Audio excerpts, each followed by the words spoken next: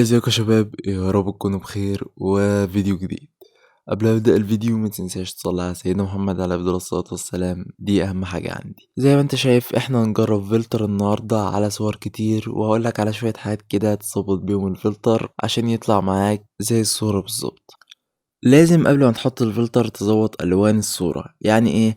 يعني انت عندك الوان الصوره لما بتلقطها بالموبايل، تلقط الصوره بالموبايل، ألوان الصورة مش بتبقى زي الواقع. يعني هتلاقي مثلا اللون الأصفر باهت شوية على حسب الإضاءة اللي كانت موجودة ساعتها بقى، وممكن أحيانا يكون الصورة تمام ومش عايزة تعديلات، فأنت تقدر تحكم بقى في الحتة دي.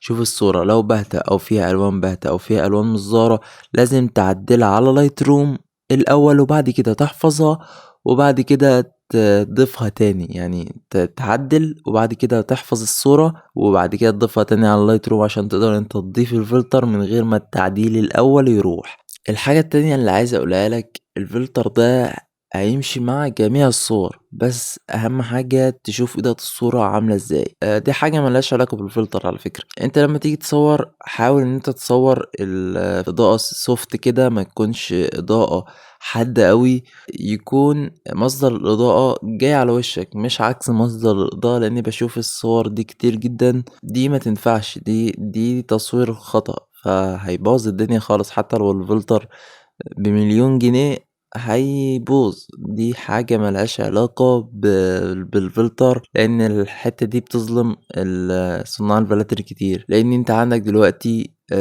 إضاءة مش مظبوطة، ازاي هتظبط عليها فلتر؟ اصل هو مش سحر يعني يا جماعة، فاهمني؟ فانت لازم تظبط الاضاءة والصورة تكون واضحة وانت شايفها واضحة والوانها مظبوطة، بعد كده ضيف الفلتر عليها وهتلاقيه جامد جدا. كمان اول رقمين في الباسورد 12، ولو انت متابعني من زمان هتعرف الحتة دي. انا كنت بقول لكم دايما في كل فيديو، يعني في كل فيديو انزله كنت بقول لكم على حتة تظبيط الالوان وتظبيط الإضاءة قبل ما تحط الفلتر. يعني كنت بخليكم انتوا تظبطوا ألوان الصورة وتعملوا لها فلتر أصلا قبل ما تحط الفلتر اللي أنا منزله لكم. كنت بمشي معاكم واحدة واحدة، والنتائج كانت بتتبعت لي على التليجرام، نتائج جامدة جدا.